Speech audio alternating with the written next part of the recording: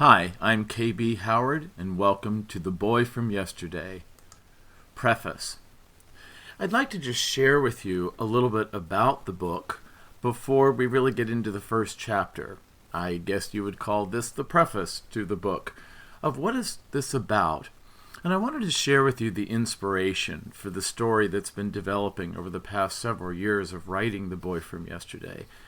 I'm an author in Los Angeles. I'm also a licensed psychotherapist, so writing is something I do as well.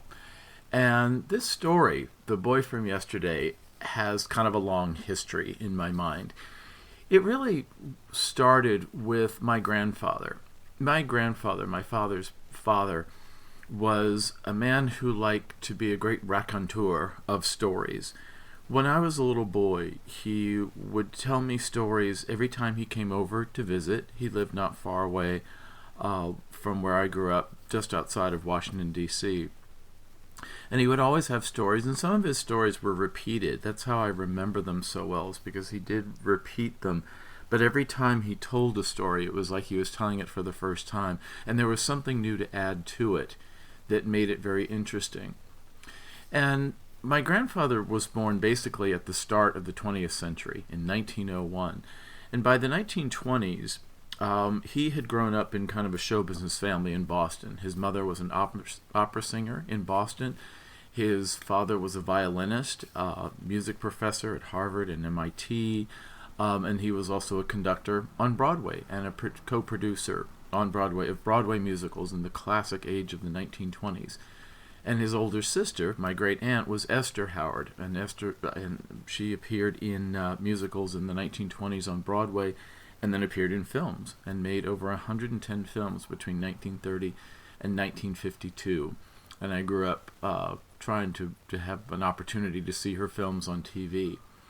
So there were stories about his dad, stories about his mom and sister, and stories about his own life. And he had led a great life. He had met President Truman in the Oval Office of the White House in the 1940s when he was conducting a glee club for a private school, the Shady Side Academy in Pittsburgh, Pennsylvania, where he wrote the alma mater. But back in the 20s, when he was on ships, he was a radio operator, the Morse code, SOS, that kind of thing. And there were a number of stories about the ships, but one of them was the story of the big storm.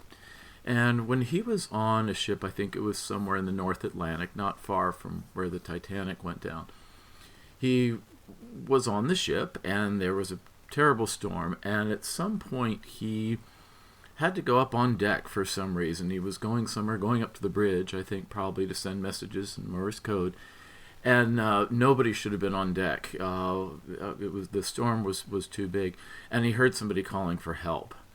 And oh no, he thought in this storm somebody is going to get washed overboard if they're on that deck, if they don't have a lot of safety precautions. And he heard the calling and discovered that it was his friend. And his friend was Tom Flannery.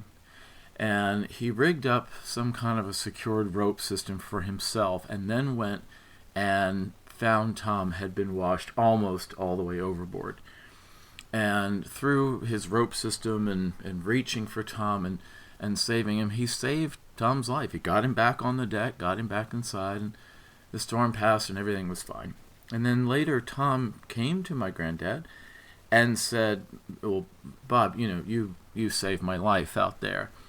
And my grandfather said it was nothing. You would have done the same. Anybody would have done the same to save their friend. And Tom was a painter.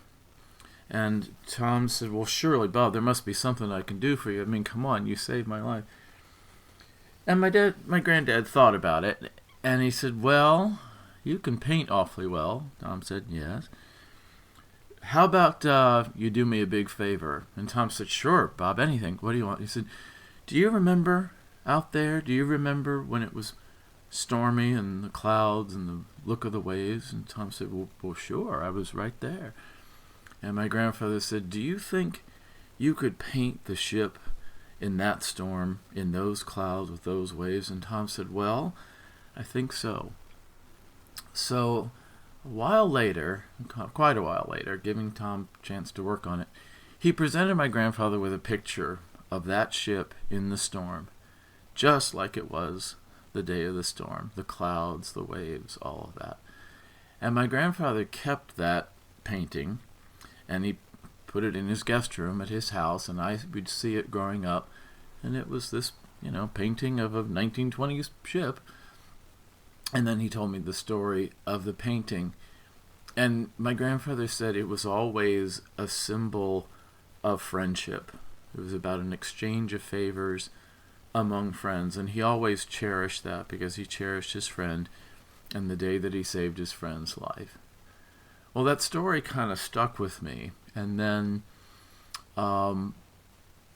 it taught me a lesson of the many lessons that my grandfather taught me about we always try to help people in need.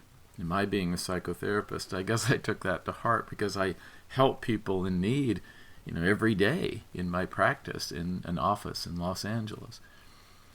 And then, some years passed with my growing up with that story in my head.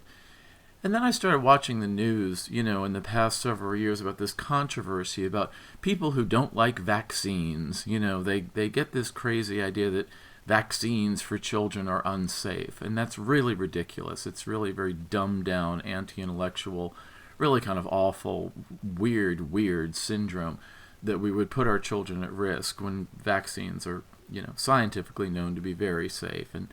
But because people have gotten this weird idea that they're not, we have measles outbreaks, and there have been deaths of a disease that we thought, when I was a kid, we thought measles was done for. That was something that people got in the mid-20th century. That wasn't something current, but it's become current because of the people against vaccines, the anti-vaxxers, as they're called in the media. And it's usually rich, incredibly narcissistic, self-centered, ignorant women. It's usually the mothers, not the fathers. It can be. And it's usually very, very religious conservatives who don't believe in, God giving us medicine. They just believe medicine is evil and poison. And I just think that's ridiculous. And I said so to somebody. I said, that's ridiculous. I said, the people today ought to be damn grateful that we have medicines today that would cure and save our loved ones that in the past would have killed them. The same diseases. And I got to thinking about that. What would they say? What if people from the past who had lost a loved one, what if they knew that only a certain number of years later there would have been a medicine available to save their loved one, that their mother or their father or their son or daughter or their sister or their brother all could have been alive instead of their lives being prematurely terminated and truncated by this disease that came along. Then it also got me thinking of my grandfather's own grandfather. My grandfather's father was the violinist in Boston, but his father goes all the way back to the late 19th century, the 1800s. He was a doctor. He was an MD in Oregon and in Montana, the Great Plains of Montana. He did work on spotted fever, I think. And so I even have a picture of him from an Oregon book about physicians in the 19th century. And I found newspaper articles about how he had saved a little girl who had been very sick, and the parents took out an ad in the newspaper to thank Dr. Howard for his help. So I thought of him, and that inspired me also. And then my own story. I'm very open about the fact that I have lived being HIV positive now for 30 years. In 2020, it is 30 years. I was diagnosed in November of 1990 when I was 26 years old. So I've lived longer in my lifetime as a middle-aged man with HIV than without it. And I really thrive. I mean, I'm kind of a fitness enthusiast, maybe even a little amateur bodybuilder in my spare time. And, I'm doing well. I'm very healthy. And I attribute that especially to protease inhibitors that came out in about 1995. And, of course, to other HIV meds that have been developed either before or since. But I remember, losing friends as a gay man myself. So many gay friends that I lost. A guy I went to high school with, one of my best friends, we lost him late, 1998. he was involved in an organization like a cult that convinced him not to take his meds, and he believed them.